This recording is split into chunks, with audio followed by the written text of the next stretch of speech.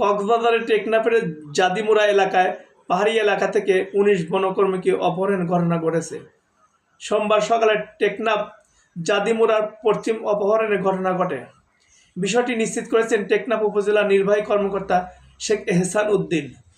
অপহৃতরা হলেন আইয়ুব খান, আইয়ুব আলী, আনসারুল্লাহ, আয়াতুল্লাহ, শামসু ইসলাম, শামসু, ইসমাইল, মোহাম্মদ হাসিম, নূর মোহাম্মদ, সৈয়দ আমিন, শফিউল্লাহ, আইয়ুব, মাহাতা আমিন, সাইফুল ইসলাম, সৈয়দ ও রফিক।